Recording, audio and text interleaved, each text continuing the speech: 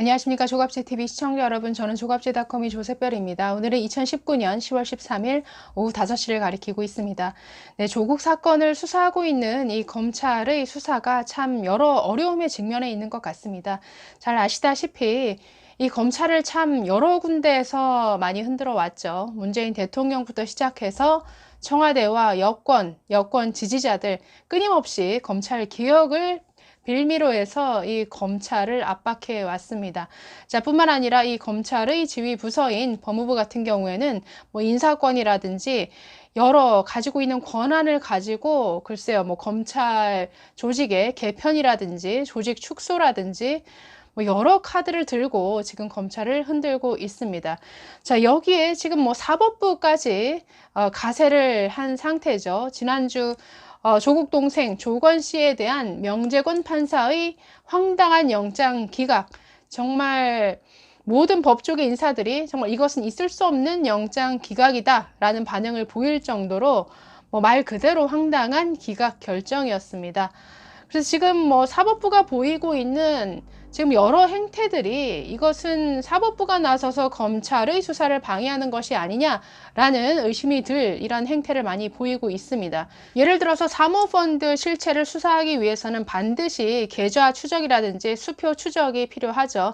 그래야만 자금 흐름이 제대로 파악이 되고 이 사모펀드 의혹의 실체가 드러나질 수 있는데, 지금 이것과 관련된 영장 청구를 지금 법원에서 계속 기각을 하고 있다라는 것이죠.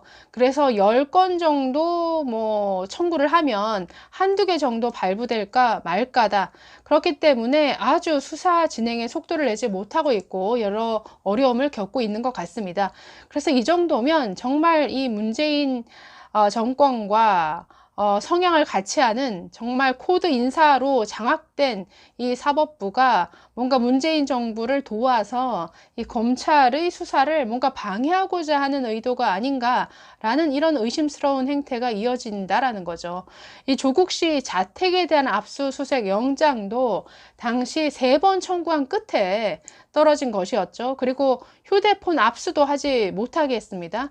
그렇기 때문에 참 사법부까지 이 검찰을 압박하는 한 집단으로 또 지금 가세한 모양새입니다. 자, 그래서 이 조국 사건의 본질은 사실은 뭐가 진실이냐 하는 문제죠. 진실의 문제입니다. 정의의 문제입니다.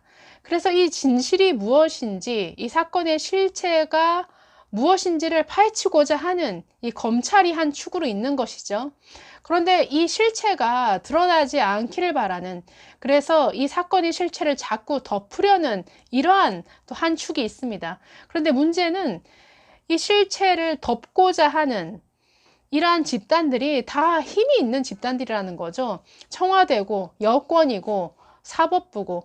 그래서 그들이 가지고 있는 뭔가 권한을 가지고 자꾸만 이 실체를 덮기 위해서 애를 쓰는 이러한 모습을 보이고 있어서 검찰이 참 쉽지 않겠다라는 이러한 생각이 듭니다.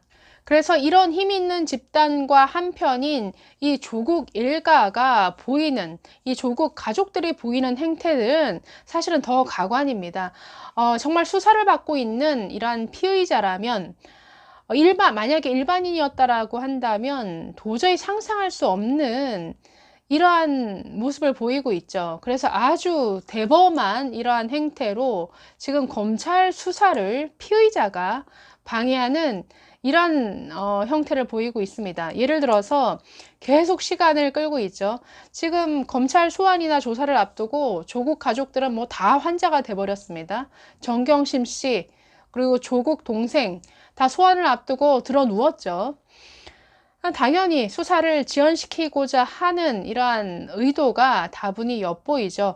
또 계속 거짓 진술을 합니다. 정경심 씨 같은 경우에도 계속 거짓 진술을 하고 진술을 바꾸죠. 검찰이 뭐 CCTV 증거라든지 증거를 들이밀면 또 다른 진술 번복을 하고 또 거짓말을 합니다. 그리고 또 증거를 은폐하고 증거를 인멸합니다. 그 현장이 CCTV에 그대로 잡혔죠. 예를 들어서 뭐 동양대에서 PC를 반출하는 장면이 그대로 네, CCTV에 찍혔습니다. 정경심 씨가 뭐 한국투자증권 직원을 데리고 가서 이 동양대 소유의 PC를 네, 반출하는 장면이 그대로 찍혔습니다. 사실 절도행위죠. 왜냐하면 자신의 물건이 아니지 않습니까? 저는 사실 이런 행위를 하는 것 자체도 굉장히 놀라웠습니다. 왜냐하면 뭐 저도 사기업에서 또 공기업에서 근무를 한 경험이 있지만 회사에서 업무용으로 지급한 PC를 회사 밖으로 반출을 한다? 일반인이라면 이게 상상을 하지 못할 행위죠. 무슨 파일 형태로 복사해서 가져오는 것도 아니고 또 노트북도 아니고 업무용 PC를 PC 통째로 떼온다. 그러니까 이 행위 자체를 참 상상하지 못할 일인데 버젓이 한다라는 거죠. 문제는 그런 절도 장면이 그대로 찍혔음에도 불구하고 증거인멸이 아니다라고 주장을 합니다. 뭔가 검찰이 해당 증거를 훼손할 우려가 있기 때문에 증거 보존 차원에서 빼낸 것이다. 이런 아주 궤변을 늘어놓고 있는 것이죠. 그래서 과연 이 조국 일가가 보이고 있는 이런 행태는 정말 얼마나 국민을 우습게 알면 저런 식의 행태를 보일 수 있는 것인가, 참 가히 상상할 수 없는 이러한 대법한 행위들을 검찰을 상대로 또 전 국민을 상대로 하고 있습니다. 지난주 영장이 기각된, 명재권 판사에 의해서 영장이 기각되는 아주 은혜를 입었던 이 조국 동생 조건 씨는 지금 아주 고군분투하고 있습니다. 진짜 환자가 되기 위해서 아주 고군분투하고 있는데 그 얘기를 조금 해볼까 합니다. 조건 씨는 지금 디스크 수술을 받기 위해서 아주 여기저기 병원을 물색하고 있다고 합니다. 굉장히 좀 화제가 되고 있는데요. 지금 어떤 고군분투를 하고 있느냐. 사실 환자가 아닌데 환자 계속 연기를 해왔죠. 어쨌든 속아 넘어가 줬습니다. 명재권 판사가. 자, 그래서 아프다는 이유로 영장 기각을 했기 때문에 검찰은 다시 영장 재청구를 할 가능성이 100%죠. 자, 그렇기 때문에 그 사이에 어떻게든 수술을 받기 위해서 지금 노력하고 있는 것으로 보입니다. 그래서 처음에 입원했던 부산의 그 A병원으로 다시 내려가서 다시 입원을 한 상태입니다. 자, 그런데 해당 병원에 디스크 수술을 받게 해달라고 요청을 했지만 해당 병원은 수술할 필요가 없다라고 하면서 거절한 상태라고 합니다. 자, 여기서 거절을 당하자 지금 다른 곳에서 수술을 받기 위해 뭐 부산뿐 아니라 대구와 같은 인근 지역에서도 여러 병원을 지금 물색 중이라고 하는데요. 글쎄요, 어떤 병원이 이렇게 환자가 아닌 환자의 디스크 수술을 하겠다라고 나설지 참 궁금합니다. 이 조건 씨가 보여준 이 나이롱 환자 연기 굉장히 참 재밌습니다. 자, 이 사람은 지금 뭐 부산 A병원에 영장 실질 심사를 앞두고 지난 6일 날 입원을 했다라고 하는데요. 입원 당시부터 굉장히 환자 연기를 해왔다라고 합니다. 사실 디스크가 아주 뭐 수술이 필요할 정도로 심한 상태면 일상생활이 불가능하죠. 그리고 서 있기도 힘들고. 그런데 자신이 스스로 운전해서 이 병원에 응급실로 찾아갔습니다. 그래서 아프다고 하면서 입원시켜 달라고 요청을 하게 되죠. 그래서 당시에도 뭐 디스크 환자처럼 보이기 위해서 뭔가 뭐 팔에 힘이 빠진다, 뭐 일상생활이 불가능하다, 뭐 아무것도 들지 못하겠다, 뭐 이런 말을 계속 했다라고 합니다. 그래서 검사를 진행하는 과정에서도 뭐 계속 아프다고 하니까 결국 뭐 이 병원에 입원은 하게 되죠. 그래서 VIP 병동에 6일 날 입원을 합니다. 그런데 입원한 이후에 여러 환자 연기를 하다가 참 여러모로 들통이 나는 이러한 일들이 있었다라고 하는데요. 조선일보가 해당 병원과 그리고 병원에 입원해 있던 환자들을 대상으로 취재한 결과에 따르면 이번 병원 그 병동에서 정말 환자로 보기 어려운 이러한 행동들을 참 많이 했다라는 것이죠. 뭐 의사들 앞에서는 아픈 척을 했는데 의사가 없을 때는 아주 뭐 자유스럽게 다닌다든지 뭐 디스크가 아주 심각한 환자로 보기 어려울 정도로 뭐 옷 입는 것도 아주 자유롭고 움직임도 자유로운 모습, 이런 모습을 계속 보였다라는 것이죠. 그리고 뭐 무거운 것 전혀 들 수 없다, 뭐 근력 이상과 뭔가 마비 등을 호소를 했었는데 아주 자연스럽게 잘 움직였고, 심지어 병실에서 담배를 피우다가 또 의료진에게 들키기도 했다라고 합니다. 뿐만 아니라 뭐 병실 안에서 싸우는 소리도 들렸다라는 이 주변 환자들의 그런 진술이 있었는데, 조선일보에는 이렇게 나와 있습니다. CX, 내가 왜 이런데 입원해 있어야 하는데 라고 하면서 욕설과 시끄러운 소리가 있었다라는 것이죠. 그래서 옆방에서는 무슨 건달이 입원해 있는 줄 알았다 라고 하는 이러한 진술도 있었다라고 합니다. 이 조건 씨는 영장 기각이 나던 날에도 사실 연기하는 모습을 보였습니다.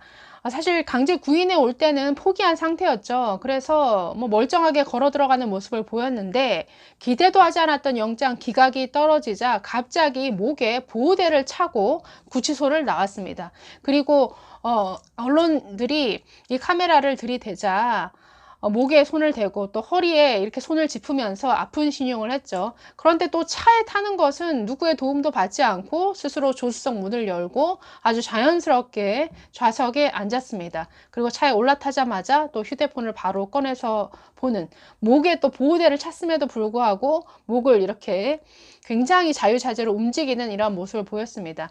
그래서 계속 연기는 계속되고 있는데, 글쎄요, 뭐 연기상이라도 하나 줘야 될 것 같습니다. 지금 이 조국 가족들, 조건 씨뿐만 아니라 정경심, 조건, 또 조국 본인까지 참 너무나 많은 이 거짓과 거짓말을 참 아무렇지도 않게 하는 이러한 뻔뻔한 모습을 너무 많이 보여왔죠.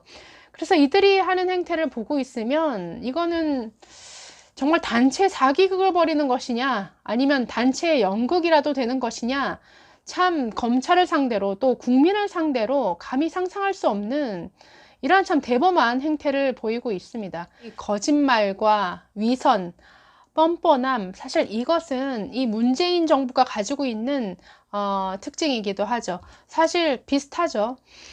문재인 정권이나 조국 가족이나 사실을 사실로 인정하지 않습니다. 사실을 외면하죠. 사실에 눈 감아버리죠. 그러니까 자꾸 진실에 다가가지 못하고 자꾸 거짓말을 말하게 되죠. 거짓에 기반해서 자신의 입장을 대변하려다 보니까 당연히 궤변이 되는 것이죠. 문재인 정부 또한 어떻습니까?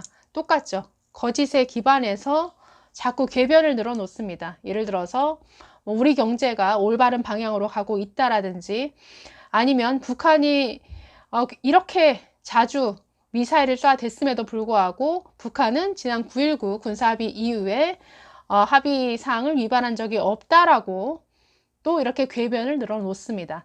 자, 뿐만 아니라 조국 사태와 관련해서 뭐 광화문 집회, 서초동 촛불 집회, 연일 이렇게 대규모 시위가 벌어짐에도 불구하고 국론 분열은 아니다.